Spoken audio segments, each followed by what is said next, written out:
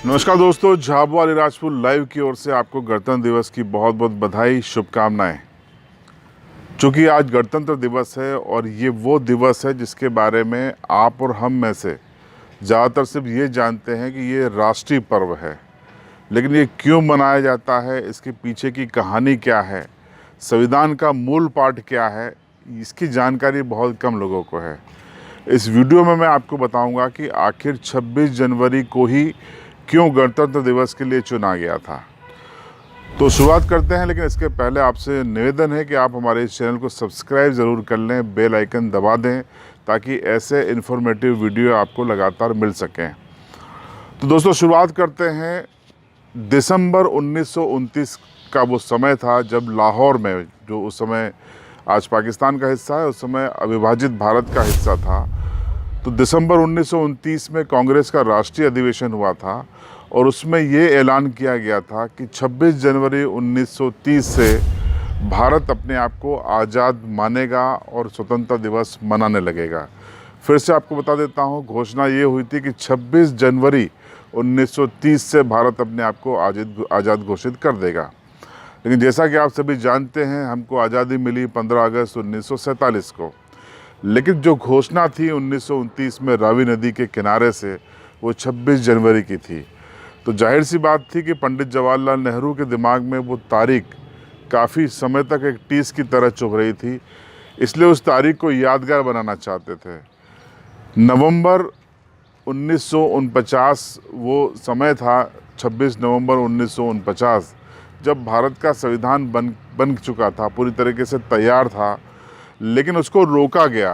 कुछ प्रावधान 26 नवंबर को ही लागू कर दिए गए, लेकिन जो संविधान के मुख्य प्रावधान थे उसको रोका गया और तारीख पंडित जवाहरलाल नेहरू की ओर से तय की गई 26 जनवरी 1950। जी हाँ, वही 26 जनवरी जो 1929 में रावी नदी के तट पे तय की गई थी। तो इसीलिए 26 जनवरी की तारीख चुनी गई ताकि 1929 में जो घोषणा हुई थी उस तारीख को यादगार बनाया जा सके।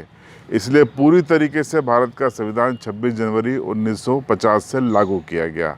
तो ये तो कहानी थी भारत में 26 जनवरी को ही गणतंत्र दिवस मनाने की। अब दूसरे विषय पे आते हैं। वो विषय ये है कि झंडा वंदन और ध्वजारोहण गणतंत्र दिवस पे आखिर क्या होता है। दोनों में बुनियादी अंतर है जिसकी जानकारी कम लोगों को है। इस वीडियो के जरिए हम आपको बता रहे हैं। पहले बताता हूँ कि ध्वजारोहण क्या होता है। ध्वजारोहण का मतलब होता है जब हम झंडे को नीचे से ऊपर की ओर ले जाते हैं और वहाँ उसे फहराया जाता है, तो उसे हम ध्वजारोहण कहते हैं। चूँकि देश को जब आज़ादी मिली थी स्वतंत्रता दिवस पे, तब अंग्रेज़ों का झंडा नीचे उतरा था और हमारा झंडा नीचे से ऊपर जाकर शान से लहराया था, इसीलिए वो ध्वजारोहण कहलाता है। 15 अगस्त यानी स्वाधीनता दिवस पर ध्वजारोहण होता है, लेकिन 26 जनवरी जो गणतंत्र दिवस है उस पर ध्वजारोहण नहीं किया जाता, उस पर झंडा वंदन किया जाता है। अब झंडा वंदन क्या होता है वो आपको बता देता हूँ। एक झंडे को फूलों के साथ शिखर पर बांधा जाता है, पहले से बांध दिया जाता है और उसे वहीं से फहराया जाता है, वो होता है झंडा वंदन। तो 26 जनवरी यानी गणतंत्र दिवस पर हम सभी को झंडा वंदन करना चाहिए और 15 अगस्त को हमें ध्वजारोहण करना चाहिए। ये बुनियादी फ़र्क होता है जो बहुत कम लोगों को मालूम होता है। संविधान बहुत बड़ी किताब है, उसकी विस्तार से व्याख्या असंभव है, लेकिन आपको ये बताना चाहूँगा कि हमारा जो संविधान है उसकी सबसे बड़ी ताकत है हमें जो नागरिक हैं उनको मिले हुए मूल अधिकार। तो आपको बता दूं कि भारत के संविधान के भाग 3 में हमको आर्टिकल 12 से लेकर 35 तक हमको फंडामेंटल राइट्स यानी मौलिक अधिकार मिले हुए हैं, जिसमें प्राण और दैहिक स्वतंत्रता, बोलने की आज़ादी, देश के किसी भी हिस्से में जाकर रहने, बसने और व्यापार करने की आज़ादी शामिल है। तो ये हमारे फंडामेंटल राइट्स है जिसको लेकर हम काफ़ी सजग हैं। मीडिया भी काफ़ी सजग है, जो जुडिशरी है वो भी काफ़ी ध्यान रखती है कि कहीं सरकारें या इंस्टीट्यूशन, उसके जो अंग हैं, वो कहीं हमारे मौलिक अधिकारों का हनन न कर दें। लेकिन बहुत कम लोग ऐसे हैं जो ये नहीं जानते कि हमको मौलिक कर्तव्य भी हमारे लिए नियत किए गए हैं।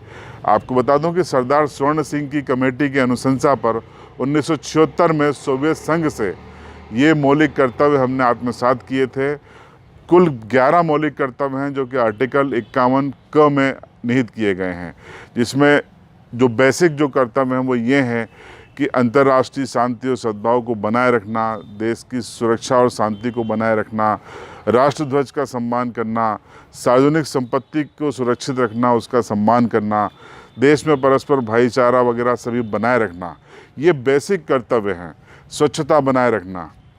लेकिन विडंबना कहिए कि जो मौलिक अधिकार हैं, अगर आपका उसका उल्लंघन होता है तो उसको शासन ने वाद योग्य बनाया है, यानी कि आप हाई कोर्ट और सुप्रीम कोर्ट जा सकते हैं अपने मौलिक अधिकारों की रक्षा के लिए। लेकिन जो मौलिक कर्तव्य हैं, अगर आप उनका पालन नहीं करते हैं तो सरकार या सिस्टम आपके खिलाफ कोर्ट में नहीं जा सकता, क्योंकि उसको वाद योग्य नहीं बनाया गया है। तो संविधान के 42वें संविधान संशोधन के जरिए 1976 में हमारे मौलिक कर्तव्य निहित किए गए थे। सोवियत संघ से हमने ये लिए हैं, लेकिन अफसोस की बात है कि सिर्फ प्रावधान लेकर हमने अनुच्छेद 51 क में इसको जोड़ तो दिया, लेकिन सरकारें, सिस्टम इसको लागू नहीं करवा पाया, और बाध्य नहीं है व्यक्ति कि वो इनको व्यावहारिक तौर पर अपने सार्वजनिक जीवन में लागू करे। और अगर वो ऐसा नहीं करता है, मौलिक कर्तव्यों का उल्लंघन करता है, अपनी ड्यूटीज़ नहीं निभाता है, तो सरकारों के पास या सिस्टम के पास ऐसा कोई अधिकार नहीं है कि वो अपने नागरिकों के खिलाफ कोर्ट में जाएं, हाई कोर्ट में जाएं, सुप्रीम कोर्ट में जाएं। तो गणतंत्र दिवस पर ये जानकारी आपको देना मैंने ज़रूरी समझा है, इसलिए इस वीडियो को मैंने आपके लिए बनाया है। वीडियो आपको अच्छा लगे तो आप लाइक करें, सब्सक्राइब करें, शेयर करें और कमेंट ज़रूर करें। जय हिंद।